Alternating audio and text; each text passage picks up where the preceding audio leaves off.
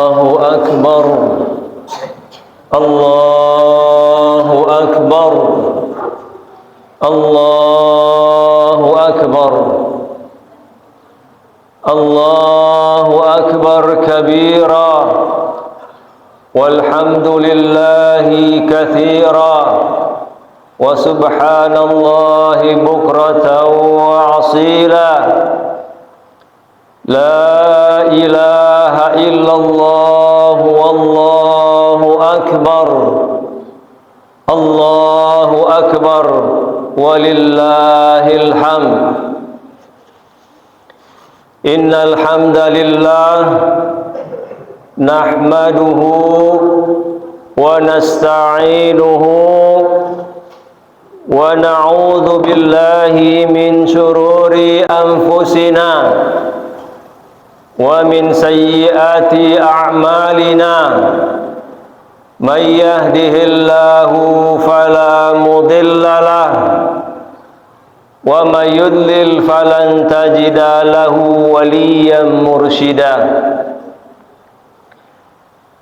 أشهد أن لا إله إلا الله وحده لا شريك له وأشهد أن محمدا عبده ورسوله لا نبي بعده اللهم فصل وسلم وبارك على نبينا محمد وعلى آله وأصحابه ومن تبعهم بإحسان إلى يوم الدين أما بعد فيا عباد الله أوصيكم ونفسي بتقوى الله كما قال الله تعالى في كتابه الكريم أعوذ بالله من الشيطان الرجيم بسم الله الرحمن الرحيم يا أيها الذين آمنوا اتقوا الله حق تقاته ولا تموتن إلا وأنتم مسلمون صدق الله العظيم. Ma'asyiral muslimin jamaah salat Idul Adha rahimakumullah. Di dalam Al-Quran hanya ada dua nabi yang secara eksplisit, secara tegas kita diperintahkan untuk mengikutinya, untuk meneladaninya. Yang pertama tentunya adalah Nabi kita, Nabi Muhammad sallallahu alaihi wasallam. Allah menjelaskannya di dalam surah Al-Ahzab. Laqad kana lakum fi rasulillahi uswatun hasanah. Nah, selain kita diperintahkan untuk meneladani Nabi kita, ternyata ada Nabi lain yang kita juga diperintahkan untuk mengikutinya. Dia adalah Nabi Ibrahim alaihi salatu wassalam. Allah menjelaskannya di dalam surah Al-Mumtahanah ayat keempat. Redaksinya juga mirip. Laqad kana lakum uswatun hasanatun fi Ibrahima walladzina ma'ahu. Sungguh telah ada untuk kalian keteladanan yang baik pada diri Ibrahim dan orang-orang yang bersamanya. Allahu Akbar, Allahu Akbar, Allahu Akbar walillahil hamd. Ma'asyiral muslimin rahimakumullah. Kalau kita membaca Al-Quran dengan seksama, maka kita akan mengerti kenapa kemudian Allah Subhanahu wa taala memerintahkan kita juga untuk meneladani beliau. Karena ternyata beliau ini orang yang sangat luar biasa. Banyak sekali gelar yang beliau dapatkan. Dan setiap gelar ini juga sekaligus mencerminkan keluarbiasaan beliau. Jadi tidak salah kalau Allah Subhanahu wa taala memerintahkan kita untuk mengikuti, meneladani beliau. Di antara gelar-gelar beliau adalah yang pertama Al-Khalil. Allah Subhanahu wa taala menjelaskannya di dalam Al-Qur'an. Wattakhadallahu Ibrahima khalila. Dan Allah telah menjadikan Ibrahim menjadi kekasihnya. Saya kira ini satu kedudukan yang tidak mudah. Allah menjadikan dia menjadi kekasihnya. Di dalam ayat yang lain juga Allah Subhanahu wa taala memberikan gelar beliau dengan Siddiqan Nabiyyah. Nabi yang paling siddiq. Dalam surah Maryam Allah jelaskan. Wadhkur fil kitabi Ibrahim innahu kana siddiqan nabiyyah. Ingatlah kisah tentang seorang bernama Ibrahim. Dia itu adalah seorang nabi yang siddiq. Selain seorang nabi, beliau juga seorang rasul. Dan bukan hanya rasul, tapi beliau termasuk ulul azmi minar rusul. Sebagai nabi, sebagai rasul, sebagai kekasih Allah Subhanahu wa taala, beliau juga adalah pemimpin dunia. Allah Subhanahu wa taala yang langsung melantik beliau. Di dalam surah Al-Baqarah 124. Inni ja'iluka lin-nasi imaman. Aku angkat engkau wahai Ibrahim menjadi pemimpin bagi semua manusia. Pemimpin dunia. Tak tanggung-tanggung, bukan wali kota, bukan gubernur, bukan presiden. Beliau pemimpin semua umat manusia. Allahu Akbar, Allahu Akbar, Allahu Akbar, walillahil hamd. Masih banyak lagi gelar-gelar yang beliau sandang.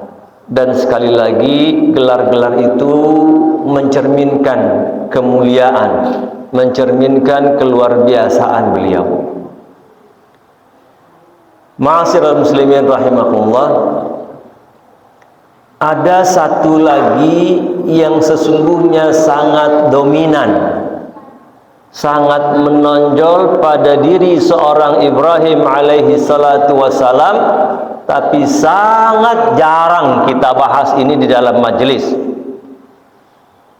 Bahwa selain beliau sebagai nabi, sebagai rasul, sebagai pemimpin, tapi beliau juga sebagai ayah paling sukses di muka bumi. Jadi buat kita semua para ayah, buat kita semua para orang tua, ketika kita ingin menjadi ayah yang sukses, maka lihatlah Nabi Ibrahim alaihi salatu wassalam. Beliau adalah model ayah paling sukses di muka bumi.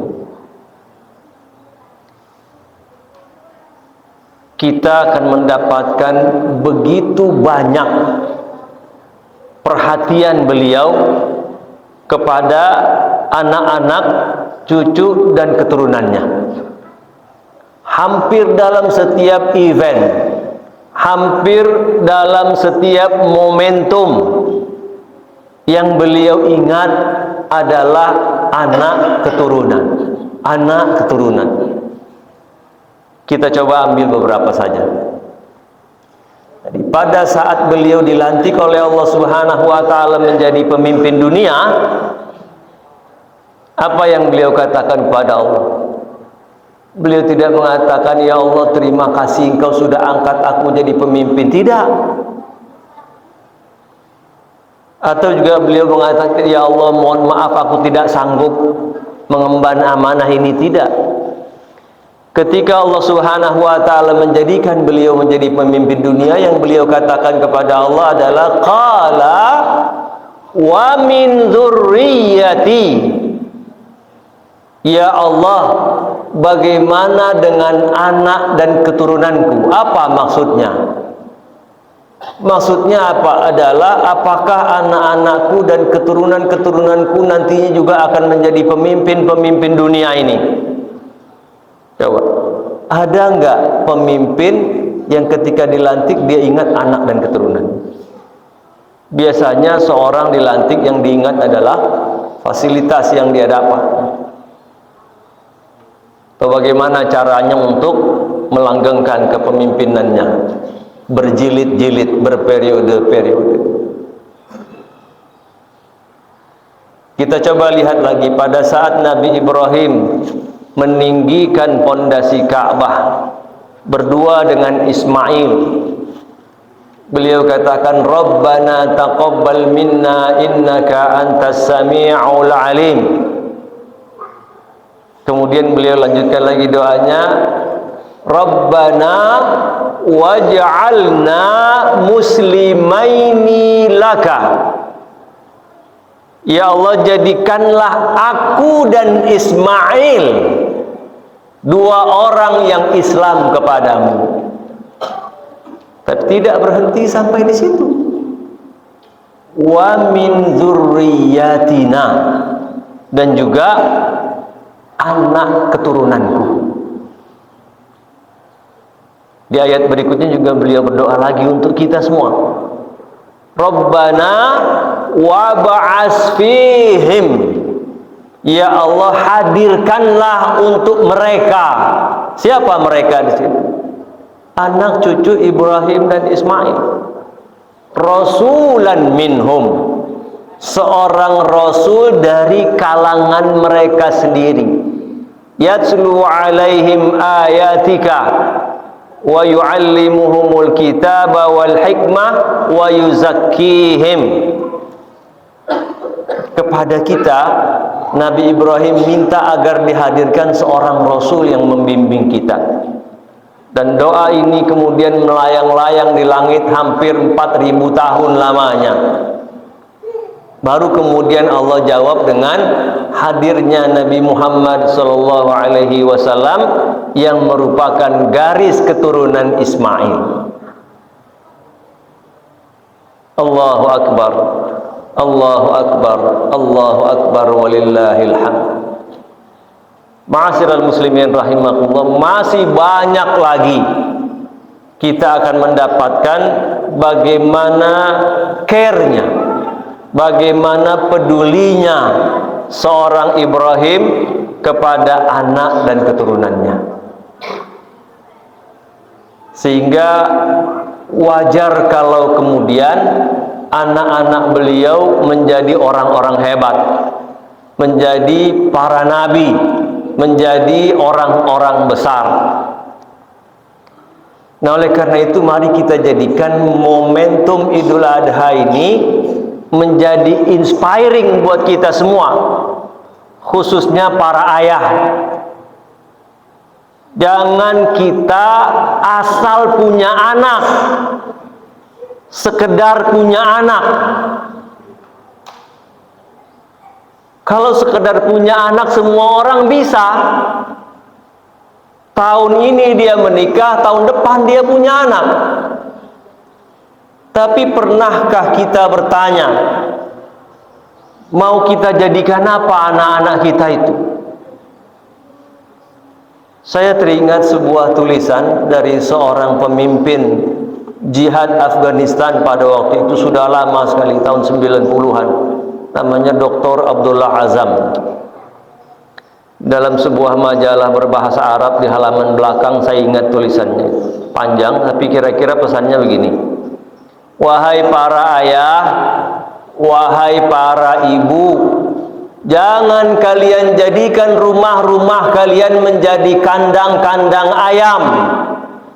Kalian besarkan anak-anak kalian, setelah besar mereka menjadi santapan orang lain, menjadi santapan judi online, menjadi santapan bandar-bandar narkoba, dan menjadi santapan kejahatan yang lain. Dijadikan rumah-rumah kalian menjadi kandang-kandang singa. Jadikan anak-anak kalian menjadi singa-singa peradaban. Jangan kita punya anak hanya menjadi objek peradaban atau menjadi penonton peradaban, tapi pastikan anak kita menjadi pelaku peradaban. Atau lebih dari itu, pastikan anak-anak kita menjadi para penentu peradaban.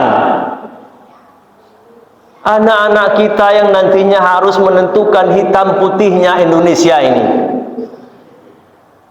Sekarang ini jumlah kita begitu banyak, tapi peran kita tidak ada.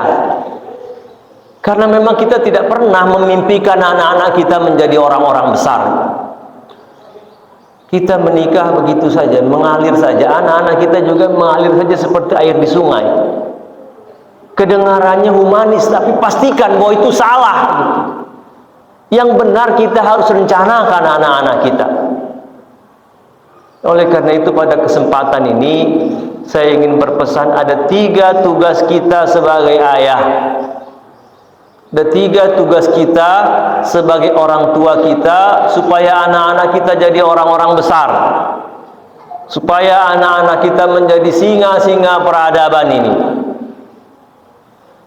Tugas yang pertama adalah kita harus mencari tahu di mana orang-orang besar itu berada, di mana orang-orang hebat itu biasanya berada, di mana singa-singa peradaban itu biasanya berada. Jamaah sekalian dirahmati Allah, dalam sejarah peradaban manusia, orang-orang hebat itu hanya ada di 3 atau 4 tempat saja. Yang pertama adalah di sektor kepemimpinan, menjadi pemimpin. Yang kedua di sektor bisnis, menjadi pengusaha, menjadi konglomerat. Yang ketiga adalah menjadi ilmuwan. Dan yang keempat menjadi profesional, termasuk atlet dan artis di situ. Sepanjang sejarah, orang-orang hebat cuma ada di tempat itu. Coba kita pergi sebentar ke zaman Nabi Musa alaihi salam.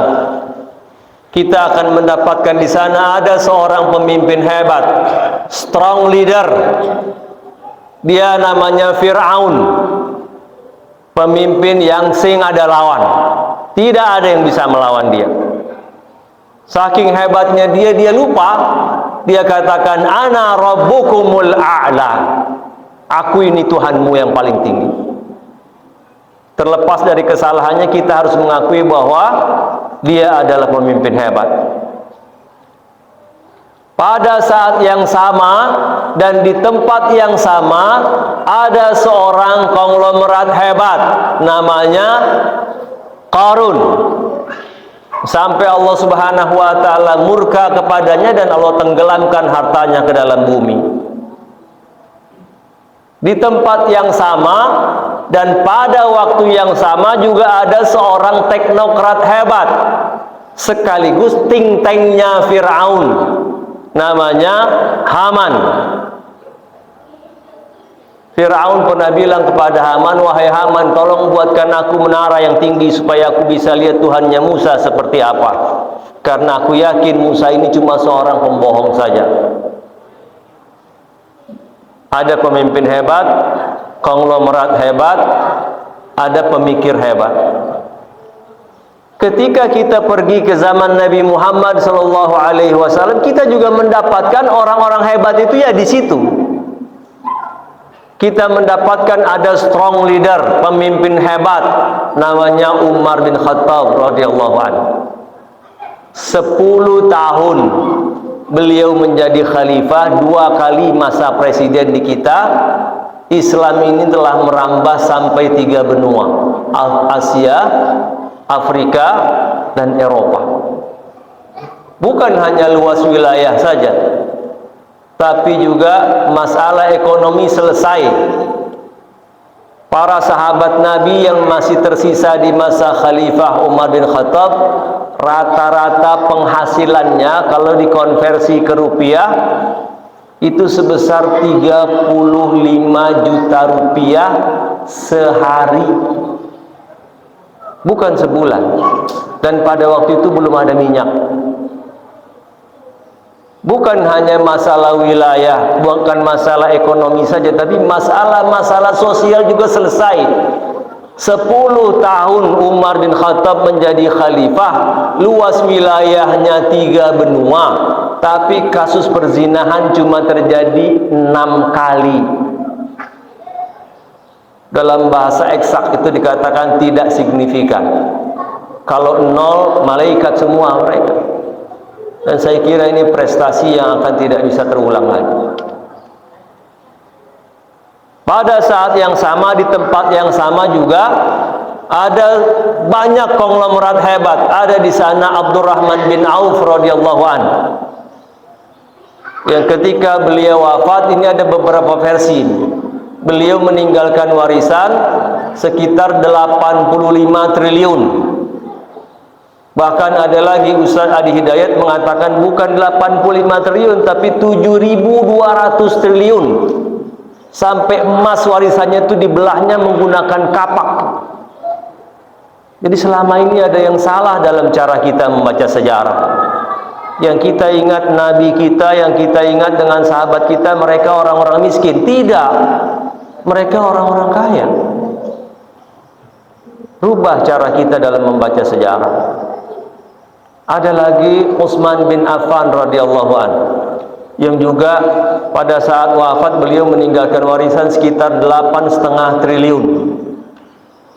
Dan masih banyak lagi.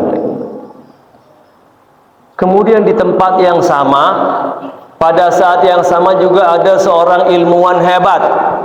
Dia adalah Ali bin Abi Thalib radhiyallahu anhu.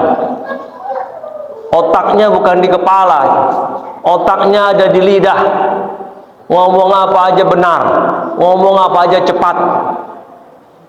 Nabi sendiri yang memberi stempel itu. Ana madinatul ilmi wa aliyun babuha.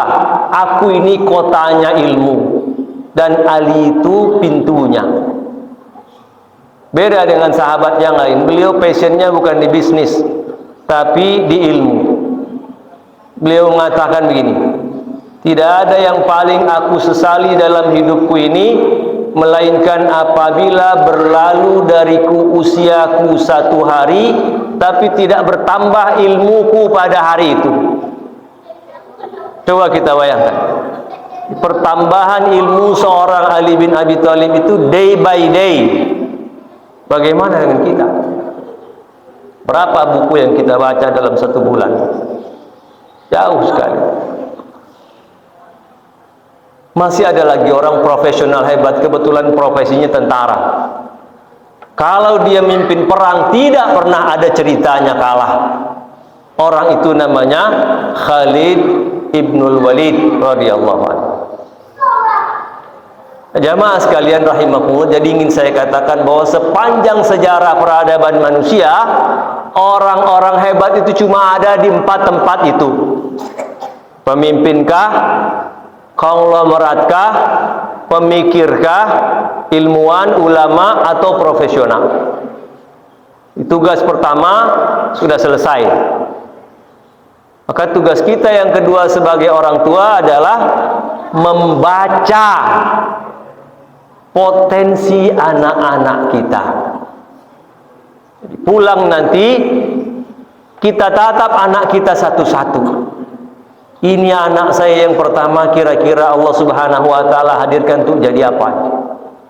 Apakah jadi pemimpin, jadi konglomerat, jadi pemikir, atau jadi profesional? Jarang sekali di antara kita yang melakukan ini. Sehingga tidak sedikit di antara kita yang salah dalam mengarahkan anak kita. Bakatnya jadi pemikir, kita minta dia jadi pemimpin. Atau bakatnya jadi konglomerat, kita paksa dia jadi akademisi.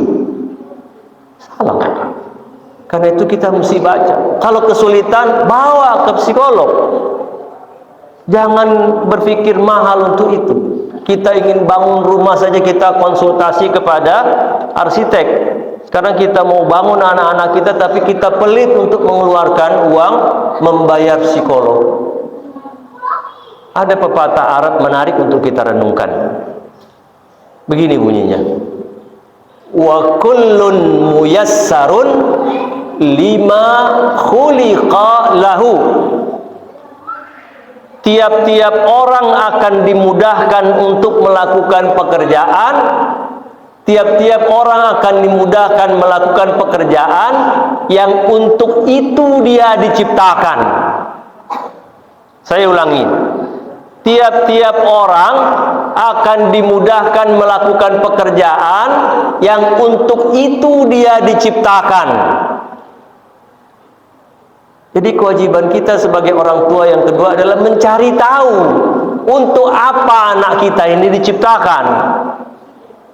Orang-orang hebat itu adalah orang-orang yang antara potensinya dengan apa yang dia kerjakan ketemu, match. Kita sering mendapatkan orang gagal. Sebenarnya bukan karena dia bodoh, tapi karena apa yang dia kerjakan dengan potensinya tidak ketemu. Nah, karena itu kewajiban kita yang kedua adalah membaca potensi anak-anak kita. Anak saya ini Allah hadirkan ke dunia untuk jadi apa? Nah, kemudian yang terakhir, tugas kita yang ketiga adalah membantu anak-anak kita untuk menemukan dan menaiki panggung-panggung sejarahnya. Barakallahu li wa lakum fil Qur'anil Karim wa nafa'ani wa iyyakum bima fihi minal ayati wa dzikril hakim wa taqabbala minni wa minkum tilawatahu innahu huwas samiul alim. Aqulu qawli hadza wa astaghfirullahal azim li wa lakum fastaghfiruhu innahu huwal ghafurur rahim.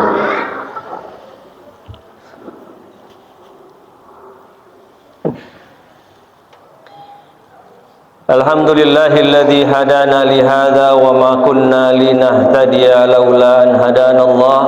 Ashhadu an la ilaha illallah wahdahu la syarika lah wa ashhadu anna Muhammadan abduhu wa rasuluhu addal amanah wa ballagar risalah wa nasaha lil ummah wa jahada fillahi haqqa jihadih.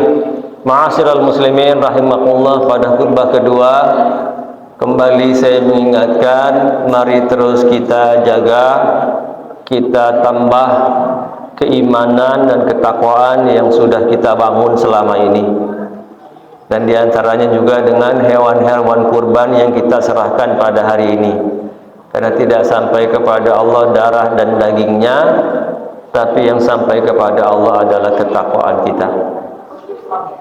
Kemudian sebelum kita akhiri khutbah ini, mari kembali kita sampaikan salam dan salawat kepada kekasih kita, junjungan kita Rasulullah sallallahu alaihi wasallam, sebagaimana yang Allah Subhanahu wa taala contohkan di dalam kitabnya, innallaha wa malaikatahu yusalluna 'alan nabi ya ayyuhalladzina amanu sallu 'alaihi wa sallimu taslima.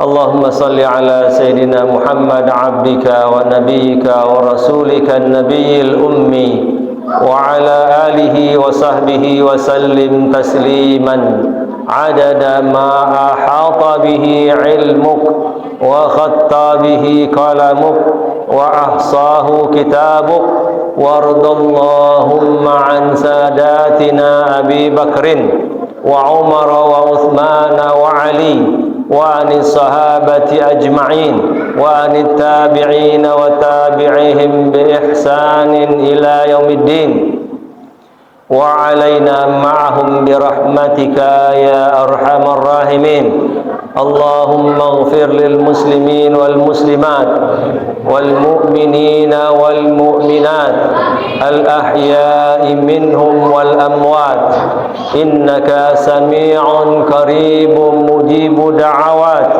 فيا قاضي الحاجات ربنا تقبل منا إنك أنت السميع العليم وتب علينا إنك أنت التواب الرحيم ربنا واجعلنا مسلمين لك ومن ذرياتنا أمة مسلمة لك وأرنا مناسكنا وتب علينا إنك أنت التواب الرحيم ربنا واجعلنا مقيم الصلاة ومن ذرياتنا ربنا وتقبل دعاء ربنا هب لنا من أزواجنا وذرياتنا قرة أعين واجعلنا للمتقين إماما اللهم انصر إخواننا المسلمين والمجاهدين في فلسطين اللهم انصر إخواننا المسلمين والمجاهدين في كل مكان وفي كل زمان ربنا آتنا في الدنيا حسنة وفي الآخرة حسنة وقنا عذاب النار سبحان ربك رب العزة عما يصفون وسلام على المرسلين والحمد لله رب العالمين والسلام عليكم ورحمة الله وبركاته.